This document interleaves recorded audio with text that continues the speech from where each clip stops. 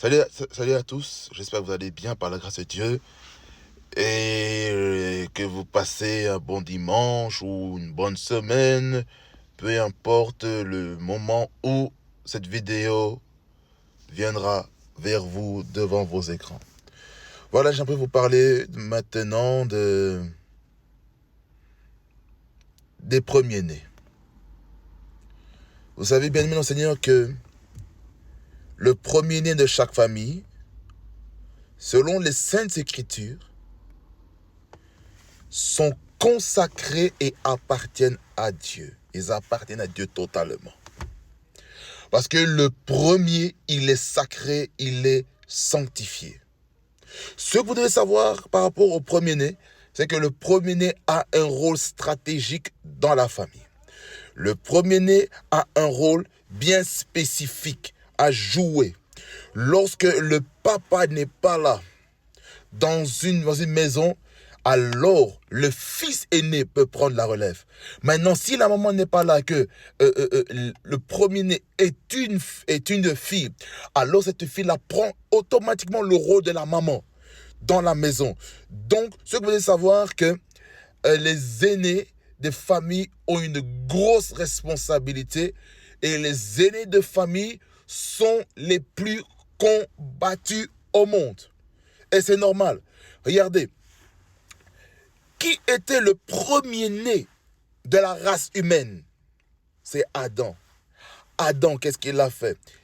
À cause de la femme, là je vous ramène dans Genèse chapitre 3, dans laquelle je vous laisse le temps de lire par vous-même, dans laquelle on voit l'histoire, comment le diable, incarné sous forme de serpent, a semé des mauvaises semences dans la vie de la femme, et puis la femme a donné le fruit de l'arbre défendu à l'homme, pour que l'homme qui s'appelle Adam dans la Bible, qui puisse manger ça.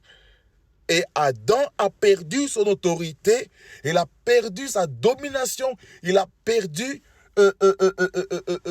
en fait, oui, il a perdu son domaine, il a perdu, en fait, son lieu où il devait exercer sa puissance, son autorité et sa puissance.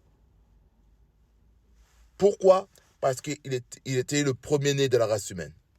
C'est pour dire que les aînés sont combattus. Mais j'ai une bonne nouvelle. On a encore un autre premier-né. Le premier-né au niveau de la foi, c'est Abraham. Abraham, c'est notre père de la foi.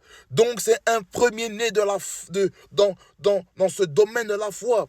On a Jésus-Christ, encore le premier-né pour une nouvelle génération, une nouvelle tribu, une nouvelle lignée de personnes que Dieu va établir. Voyez-vous, c'est pourquoi vous qui êtes aînés de famille, je sais que vous avez des luttes et des combats. Vous avez des luttes et des combats, et ça, je le sais. Parce que moi-même, étant aîné de famille, de trois enfants, et d'autres encore sont parvenant au sens large, j'ai une lourde responsabilité. Au point où on m'appelle même le tonton, le papa de mes frères et de mes sœurs. Parce que il y a des choses, lorsque j'entends qu'il y a un de mes frères, un de mes sœurs qui est abattu, ça me fait mal. Pourquoi? C'est le premier-né. Le premier-né. Vous allez voir que le premier-né a des combats que les petits n'ont pas. Pourquoi? Parce que le diable attaque les aînés. Je sais de quoi je parle. Dans la famille, le diable attaque les premiers-nés. Il va tout faire pour ramener un mauvais prototype dans la maison, dans la famille. C'est ce que le diable essaie de faire. Il essaye vraiment d'usurper, de perturber la vie des premiers-nés, garçons comme filles. C'est pourquoi on a une grosse responsabilité, énorme responsabilité. Il ne faut pas mépriser ça, on a une grosse responsabilité. Comme je vous ai dit tout à l'heure, que le premier-né, il appartient à Dieu. Et c'est l'aîné de famille qui introduit une nouvelle manière de vivre. Il manifeste quelque chose de nouveau. C'est ça, être un aîné de famille. Un aîné de famille, il est là pour encadrer. Un aîné de famille est quelqu'un dont les petits frères peuvent s'approcher, peuvent venir pour demander des services. Lorsque les parents ne peuvent pas le faire, comme par exemple aller déposer quelque part pour les cours, pour aller faire les courses, pour aller prendre le transport en commun, ou aller à l'école, etc., etc. Donc l'aîné de famille a un rôle très, très, très, très important. Donc il ne faut pas mépriser, il ne faut pas croire qu'être aîné de famille, c'est petite chose. Hein. C'est une grosse chose, grosse responsabilité. Grosse responsabilité. C'est à ce moment-là que le père peut transmettre quelque chose de bon dans la vie de son enfant.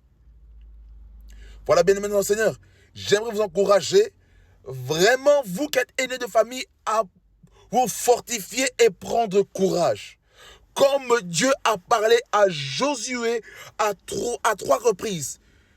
Fortifie-toi et prends courage. Fortifie-toi et prends courage. Fortifie-toi et prends courage.